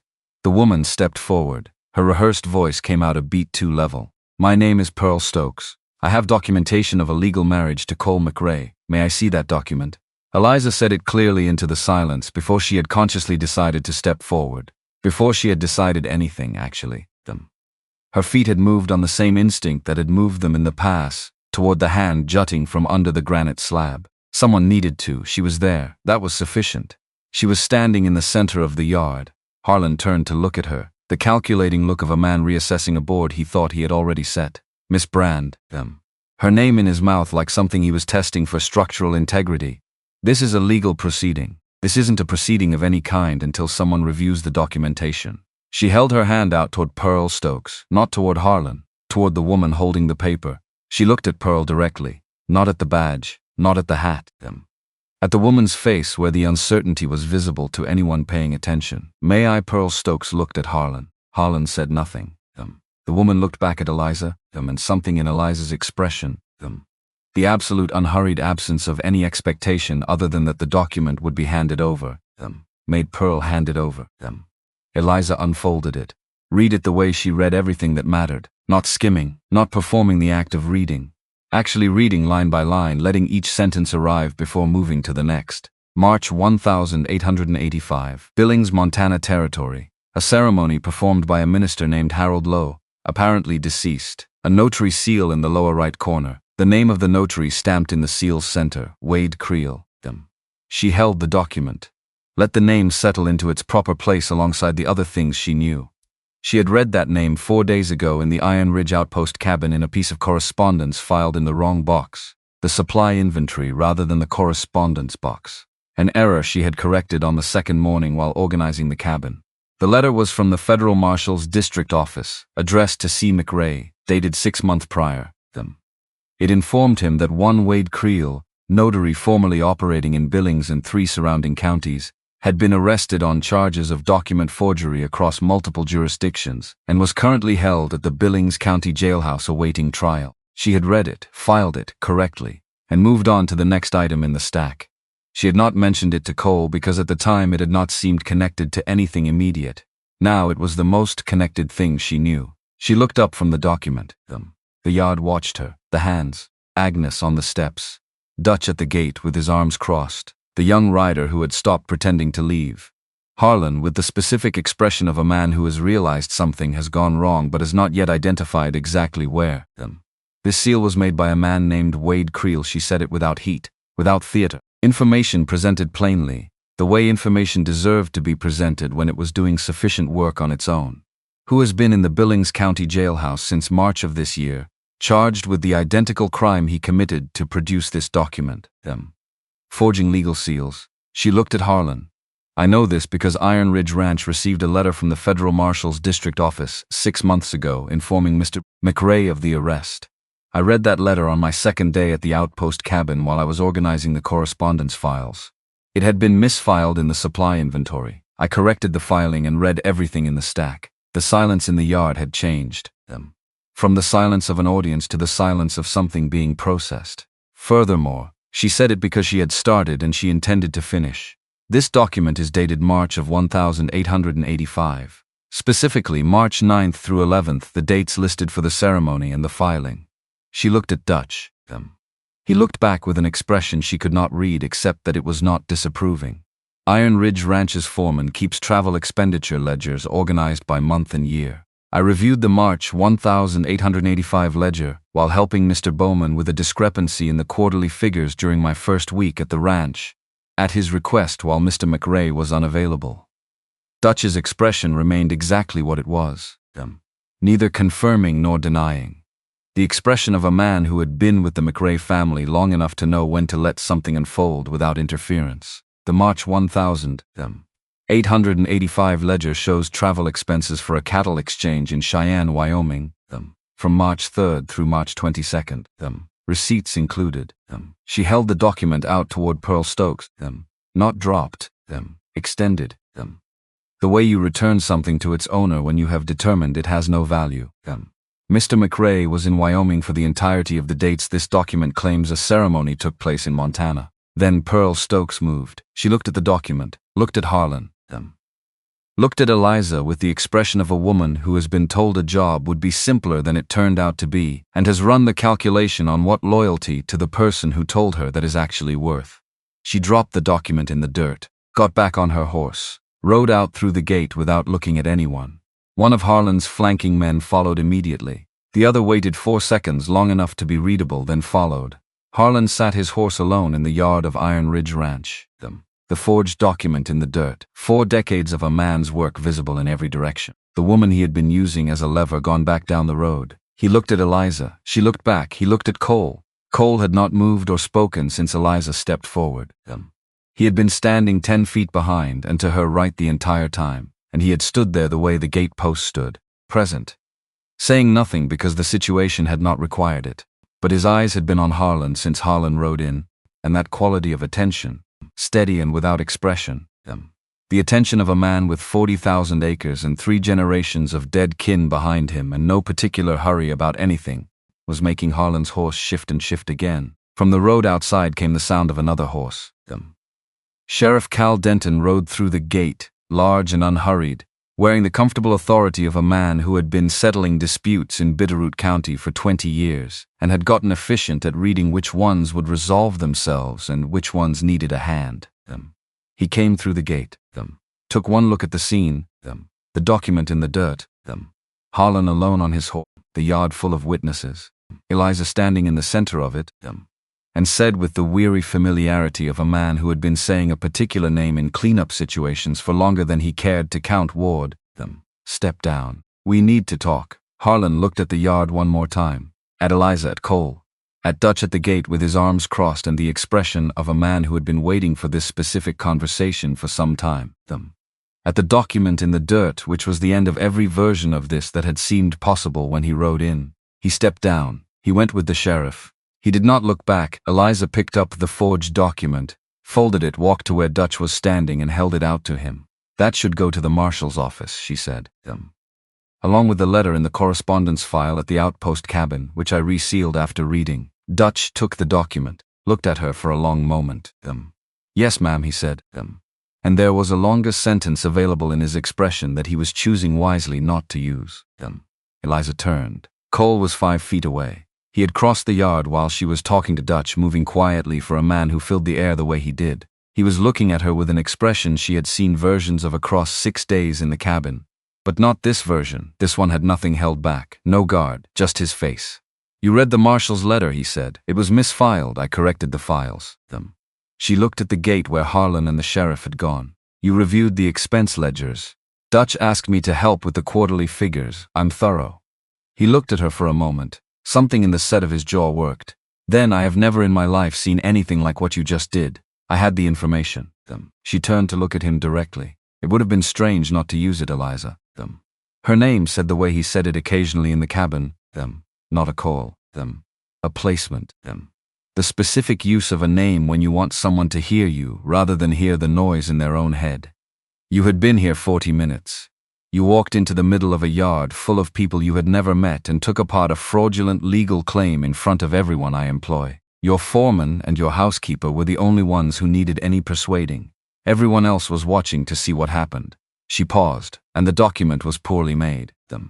Creel's seal on a forgery 6 months after his arrest suggests whoever commissioned it didn't verify his current status.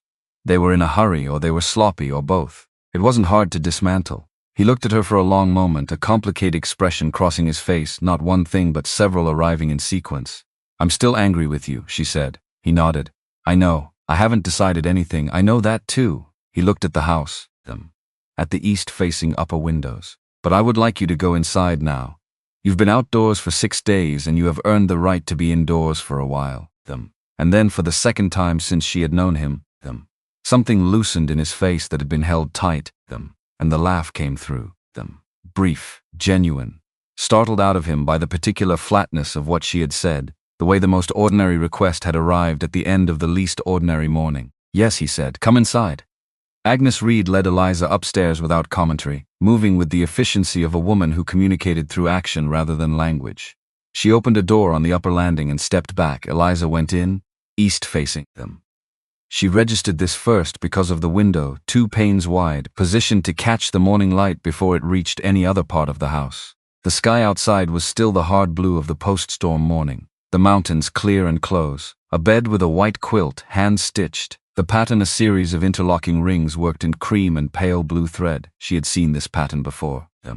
Her grandmother had made a version of it, smaller, kept in a cedar chest at the foot of her bed. The similarity was not exact and did not need to be. It landed where it landed, a wardrobe of dark oak, its doors parted slightly to show the edges of fabric inside. Calico, gingham, and against the back of the wardrobe, the corner of something that caught the light differently than cotton.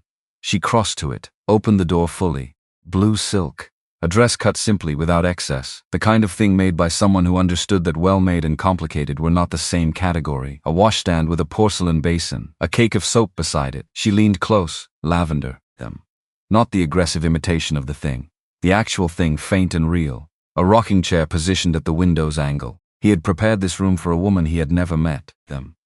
Based on 3 letters and 47 words, and whatever he had been able to construct from what she told him about herself, which was not she acknowledged very much. And yet the soap was lavender and not rose, which was what most people assumed women wanted. The dress in the wardrobe was blue silk but also simple calico, which meant he had thought about what she might actually want to wear rather than what would look impressive. The rocking chair was at the window, not against the wall, positioned for someone who might want to look out rather than in. He had thought about her specifically, not a generic woman arriving to fill a function. The particular woman who had written about her mother's handwriting and said she was uninteresting at most things and asked for nothing beyond a fair chance. Eliza stood in the middle of the room for a long time. She was angry. She needed to hold that clearly before she did anything else. Not furious, not the hot, sharp anger that burned fast and was mostly fear in different clothes. The slower kind, the kind that came from having been treated as something to be studied rather than someone to be known. From having given everything she had to give in that cabin, her time, her skills, her sleep, her mother's knowledge, without being given the basic honesty of who she was giving it to. She was also, and this required the same clear-eyed acknowledgement, something else entirely. She had known for 5 of the 6 days. She had watched him carry the weight of what he wasn't saying, and had measured the care he took with everything she gave him, and had made, over those 5 days, a set of observations that sat alongside the anger without canceling it. Both things were true. That was the actual situation. The knock came an hour later. She had washed her face at the porcelain basin, the water cold and clean. She had combed the travel from her hair. She had taken one of the calico dresses from the wardrobe and found it fit well enough to confirm that someone had been paying attention to her letters in more ways than one. She looked at herself in the mirror above the washstand. Her face was thinner than it had been in Columbus. Her eyes were the same. Her mother's eyes, dark and direct, belonging to a woman who looked at things long enough to see them as they were rather than as they had been arranged to appear. "Come in," she said. Cole stood in the doorway. He had washed, the days of the cabin and the trail gone from him, and changed into a clean shirt. He held his hat at his side rather than in his hands. She noticed the distinction. He came in, sat at the end of the bed, practical and not presumptuous. The room had 1 chair and she was in it. He held the hat beside him. He looked at the floor for a moment, at a knot in the pine board, the particular non-focus of a man organizing what he needs to say and how to say it precisely enough to be worth saying. 3 years back, he began. Not from the beginning she had expected. Not Sylvia Marsh. Not the advertisement. Not the train ticket. Further, Ruth had been gone 4 months. The ranch was running because Dutch ran it, and I went through the motions beside him. I couldn't find the center of the day. He paused. Dutch told me I needed to decide something. Not about the ranch. About what I was going to do with the part of my life that wasn't the ranch. He set the hat on the bed beside him. He said a man who stopped building anything outside of work would eventually stop finding reasons to do the work. He'd seen it before. Men who outlived the people they'd been working toward. He told me to place an advertisement. I said it was too soon. He said he wasn't suggesting I replace Ruth. He was suggesting I give myself a reason to come in for supper, so I placed one. Then Sylvia happened. Then I didn't place another for 18 months. And when I did it the way you do something you've decided to do but aren't willing to be hopeful about. He looked at his hat on the bed. Your letter was the 44th I received. I read it on a Tuesday evening in November, sitting at the kitchen table after the hands had gone in for the night. I read it twice, put it down, picked it up, and read it again. Why? Because it was the first letter in 43 that didn't tell me what the writer thought I wanted to hear. He looked at her. You wrote about a journal with flowers pressed in it. You wrote that you were competent and uninteresting. You wrote that you expected a fair chance and nothing beyond it. You didn't tell me what your hair looked like or how well you cooked or what you could offer a man in your situation.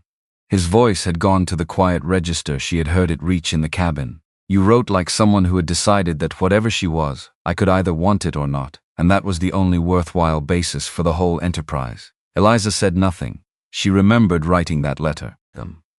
She remembered thinking she was probably writing herself out of a response by being too direct and not particularly caring.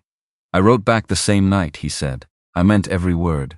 I know. She looked at him, I could tell. He looked at her for a moment with something in his face she had not seen in precisely this form before. Something that had gotten to the other side of a door it had been standing in front of for a long time. How long have you known who I was? The second morning. She said it without hesitation, because the time for managing the delivery was past. The letters above the cabin door. Your horse and the marks in the pass going south on September 14th. The way you looked when I said Iron Ridge Ranch and needed a beat to construct your response.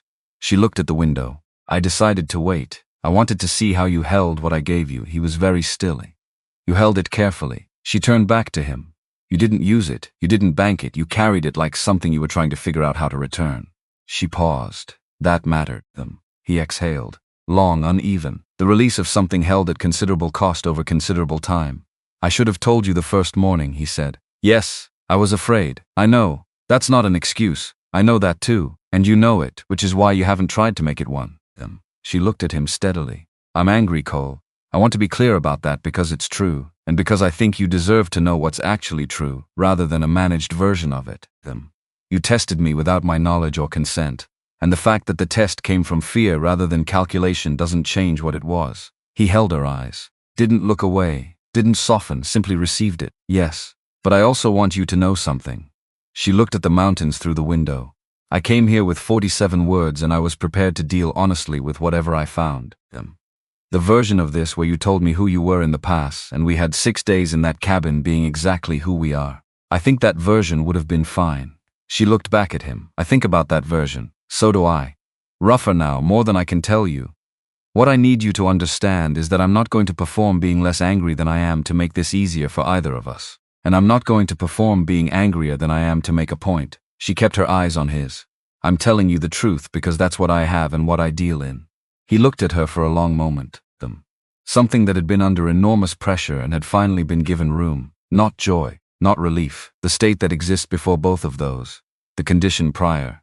There's one more thing, he said, something I should tell you. She waited. I was coming, he said, to the station. I left Iron Ridge 2 days before the 14th so I'd have time if the weather changed.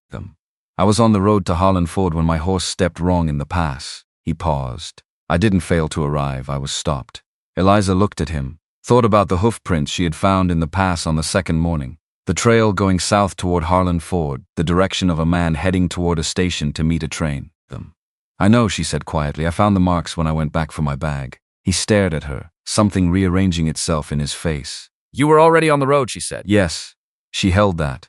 Let it sit in its proper place alongside everything else. Then you should know, she said, that it matters. Not because it changes what you did in the cabin. but because it tells me something about the 47 words that I didn't know before. His throat worked. He swallowed once. She stood from the rocking chair, crossed to the window, stood with her back to him for a moment, looking at the valley, the fence lines, the cattle in the middle distance, the room, the chair placed at the window for someone who wanted to see where she was. The lavender soap, not because it was impressive, but because she had mentioned it once in a letter and he had remembered. You chose lavender, she said. You mentioned your mother kept it in the herb journal. I thought. He stopped. Then you said in one of your letters that you liked to see where you were. That rooms without windows felt like they were trying to make you forget the world was outside them. He said it carefully, a man quoting something he had read enough times to have it by heart. I positioned the chair accordingly. She turned from the window and looked at him. This enormous, careful, frightened man who had read her letters enough times to remember a sentence about windows and had arranged a chair accordingly. I need time, she said, to decide what I want to do with all of this. Not forever, not long, I don't think. But time, however long you need, it might be weeks. Then weeks. She walked to the door, put her hand on the frame, turned back. Cole, he looked up. The 47 words, she said, all of them, everyone, them.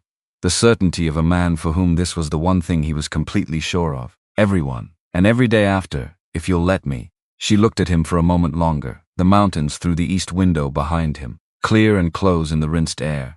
Come find me when you've rested, she said. I want to see the kitchen garden before the light goes.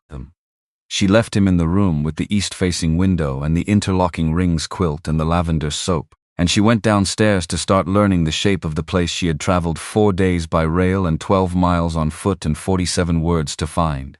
The kitchen garden was better than it looked from the upper window, more organized.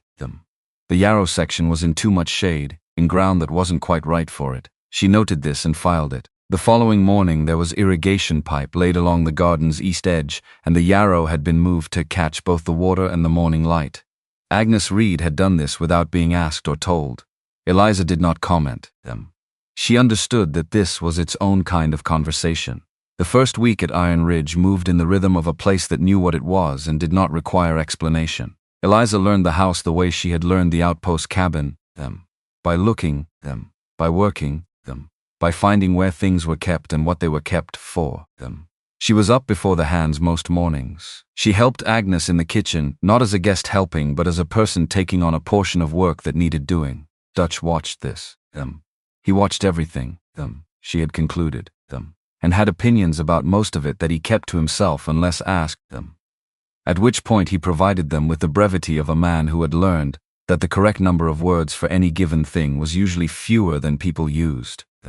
You going to stay? He asked on the 4th morning. They were at the east fence, where she had walked to look at the mountain view at first light and found him there already doing what he apparently did at this time every day, which was stand at this fence and look at the mountains. He did not look at her when he said it. I don't know yet, she said. He nodded. Fair enough. That was the whole conversation. She found she respected him for it. Cole gave her space. The deliberateness of it was visible in the way it cost him, how he positioned himself at the edge of her days rather than the center. Present, available, He came to meals, He found her in the evenings in the spots she had started to have, The kitchen garden at dusk, The east porch in the mornings, The library after supper where she had discovered he owned considerably more books than she had expected, and several she had strong opinions about. You've read this one, she said one evening, holding up a well-worn volume of natural history with the spine cracked at multiple points, 3 times. He was in the chair across from her, the one that was clearly his, worn at the armrests in the pattern of someone who sat with their elbows out. The section on soil composition is wrong in 2 places, but the rest of it is sound. Which places? He told her. She had a disagreement about one of them. They argued specifically and with genuine interest for 20 minutes and then agreed specifically about everything else. She went to bed that night thinking that a man who read natural history 3 times and found the errors was probably someone she could talk to for a long time without running out of things to say. On the 7th day she went into Harlan Ford with Agnes for supplies, the first time she had set foot beyond the ranch boundary since arriving. People looked at her. Of course they did. The valley was small and word traveled at the speed of human interest. She felt the attention and met it straight on because the alternative was to avoid it, a posture she had never found useful. At the general store, a woman about her age looked at her directly. You're the one who was at Iron Ridge? Not a question. the one who took apart Harlan's paper in the yard. I had information that was relevant. Anyone with the same information could have done the same.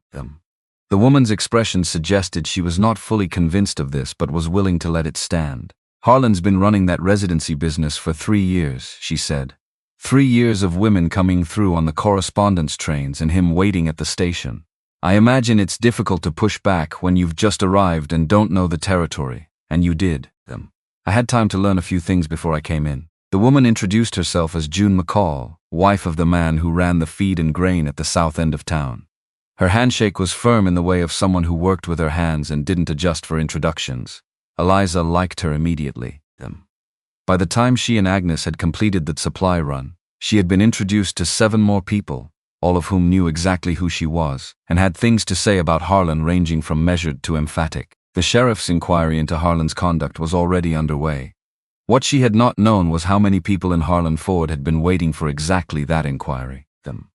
She rode back to Iron Ridge thinking about community as a thing that had shape and weight and was not the same as geography.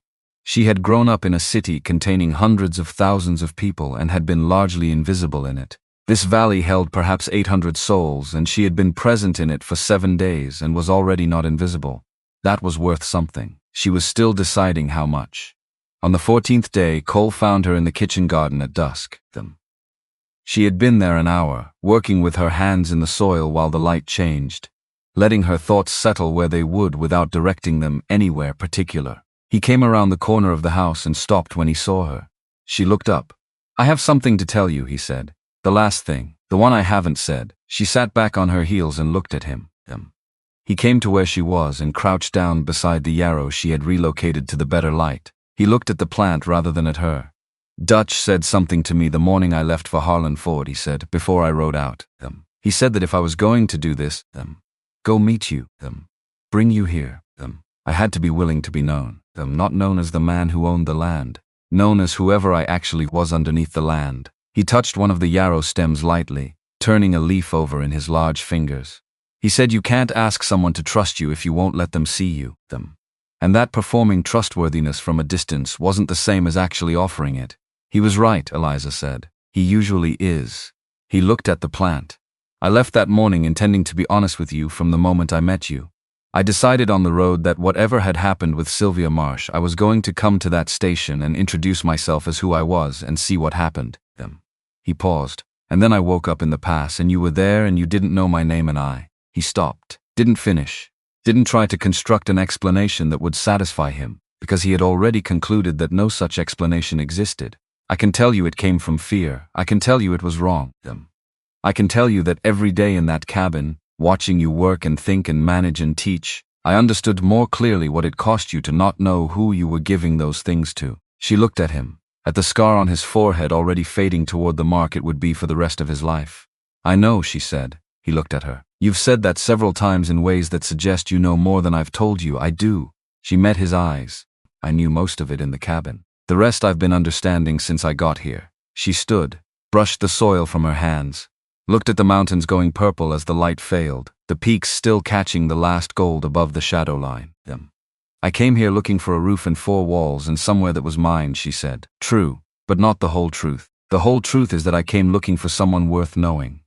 Someone who would look at me the way you need to look at something if you're actually going to know it. All the way, not just the parts that are easy." She looked at him, at this enormous, careful man kneeling in a garden beside the yarrow she had moved from shadow to light. "I found that," she said. "The harder parts are real too, but I found what I came looking for." He looked at her, his face clear of everything he had been carrying, just his face in the September evening in front of the mountains. "Then stay," he said. The simplest version of everything he had been trying to say for 2 weeks. "I'll stay," she said. They went in southwest porch as the last light left the sky. 2 chairs, 2 cups of yarrow tea he had made, 5 minutes steep, water just off the boil, the way she had taught him in the first week and he had not stopped doing since.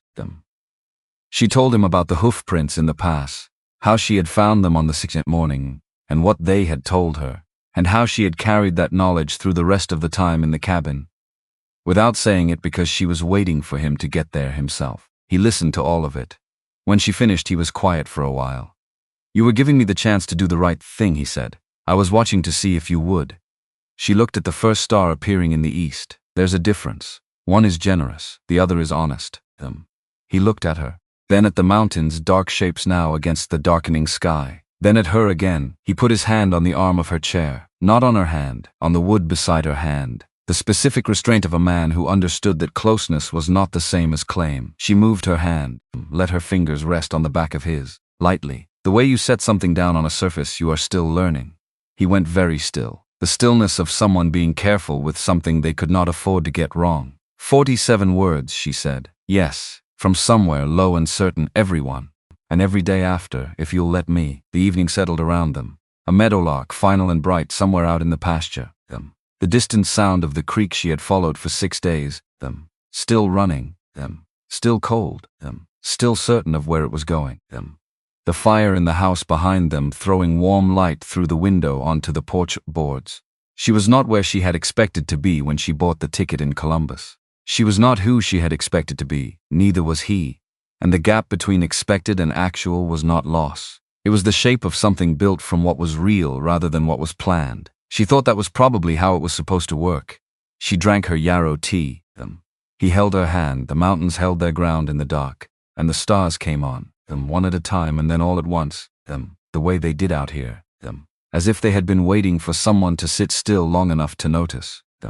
Spring came to the Bitterroot the way it always did, not gradually, not gently, all at once, winter releasing its hold on a single warm afternoon in April, and the green following within days. The creek ran loud with snowmelt. The aspens came back in the order they had left, lower elevations first, working uphill over 2 weeks that felt from inside them like watching something return you had not been certain would. Eliza's herb garden was the first thing she had claimed at Iron Ridge. The south-facing patch behind the kitchen, where the roof runoff kept the soil workable through early frosts. She had prepared it in October, spent the winter reviewing seed catalogs through the Harlan Ford Post, ordered what arrived in late March from a grower in Missouri. By the end of April, the first rows were showing green. She was on her knees between the yarrow and the dock on a Tuesday morning when she stopped working, set down the trowel, put both hands flat against the earth for a moment, feeling the warmth the soil had stored, how far down it went now, how it was no longer only surface warmth but something deeper and more reliable. Then she moved one hand to the front of her apron and held it there, still, listening. Dutch came around the corner of the house with a post he was carrying to the lower pasture fence. He stopped when he saw her. He looked at her hands, at where they were, at the expression on her face. He had been with the McRae family long enough to read what he was looking at. "Morning, Mrs. McRae," he said, the same voice he used for everything. "Preceding morning, Dutch," she said. He went on with his post. Neither of them said anything more about it. She stayed in the garden a while longer, her hands in the soil, the yarrow coming in strong this year, in the right location, with the right light and the right water. The dark earth settled around the roots as if it had always been this way. She thought about her mother standing at the stove in the Columbus boarding house, about a pressed flower inside a journal now on the library shelf beside the natural history book with its 2 wrong sections. About a train ticket bought on the strength of 47 words and a valise with 3 working latches and a mountain pass in September, and a hand reaching up from under a granite slab. Keep moving forward. Her mother's voice, exact and clear, the way the voices of the dead could be when you had learned them well enough. The Lord helps those who help themselves, and she had. Coal came out at dusk with 2 yarrow tea. Dried leaves steeped 5 minutes. Not more. Water just off the boil. And he had been making it without being asked ever since the first week. The way he had started doing other things she had mentioned once and hadn't mentioned again. He sat on the low fence beside the garden and handed her a cup. She took it and stood beside him, and they looked at the mountains in the last light. After a while she set her cup on the fence post and took his free hand and placed it flat against the front of her apron. His enormous hand. The hand that had closed around her wrist in the dark of the fever night and held on. The hand that had lain flat on the blanket and received half a stale biscuit from a woman who didn't know his name. The hand that had held a stem of yarrow with the precision of someone learning something worth learning. She placed it there and held it there with both of hers. He felt what she was telling him. She watched the knowledge arrive in his face, the moment it landed, the moment it settled, and then the thing that opened behind it. Something she had seen glimpses of across the months. Now all of it at once. "Oh," he said, one word, just that.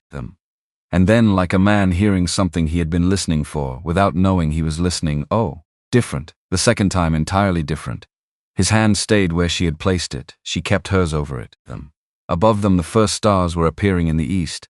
The same stars she had watched from the porch in September. Arriving in the same order. The Bitterroot sky doing what it always did.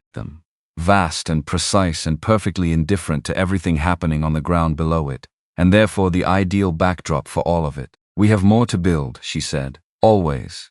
His voice from somewhere she had been learning the location of all winter. More to build. Always more. He said it without complaint. The voice of a man who had figured out that the ongoing work was not the obstacle to the thing. It was the thing. She looked at the mountains. He looked at her. The garden gave off the sharp, clean smell of growing things doing exactly what they were made to do. Behind them the house was lit and warm. Her mother's journal on the library shelf. The rocking chair at the east window, positioned for someone who wanted to see where they were. The 47 words in the drawer beside the bed. Worn soft at the folds from handling. Read so many times the crease lines had become part of the paper itself. Still true. Everyone still true, and now the beginning of a longer story than 47 words could hold.